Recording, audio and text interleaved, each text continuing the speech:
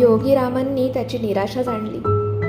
या गोष्टीच्या साधेपणात जी शक्ती आहे त्याकडे दुर्लक्ष करू नकोस. ही गोष्ट तू अपेक्षिल्याप्रमाणे रोमहर्षक अद्भुत रम्य नसेलही कदाचित, पण या गोष्टीमध्ये एक त्रिकालाबाधित सत्य दडलेलं आहे.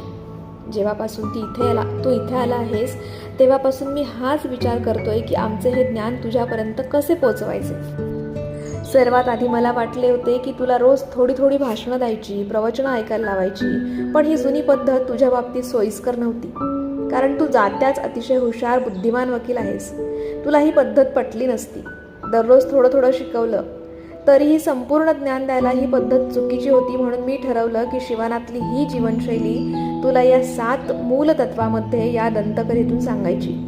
योगी रामन म्हणाले, पहिल्यांदा तुला ही गोष्ट अतिशय बालिश वाटेल, पण मी खात्री देतो की या दंतकथेचा प्रत्येक घटक एक अमूल्य तत्व आहे आणि अर्थपूर्ण आहे. ती बाग, तो बंगला, तो सुमो पैलवान, ती गुलाबी तार, ते घड्याळ, ते गुलाब आणि तो रत्नांनी भरलेला मार्ग जो त्याला चिरंतन सुख, आनंद आणि मनःशांती देतो, ही सर्व सुखी जीवनाची प्रतीके आहेत.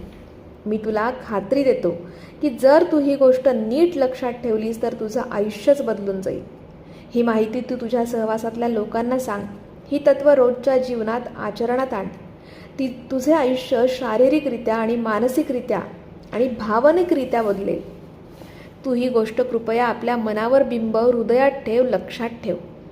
आणि जॉन, मी ती गोष्ट लक्षात ठेवली. कार्ल जंगनी एकदा म्हटले होते की जेव्हा तुम्ही तुमच्या मनात डोकावाल तेव्हा तुमची दृष्टी स्वच्छ होईल. जे लोक बाहेर बघतात ते स्वप्न बघतात, जे मनात बघतात ते जागृत होतात. त्या रात्री मी शारीरिक मानसिक पोषणासाठी माझ्या मनात डोकावून पाहिलं. मी मनाच्या कोपऱ्यातली गुपिते उघडून पाहिली आणि आता मी ते सर्व ज्ञान तुला सांगेन.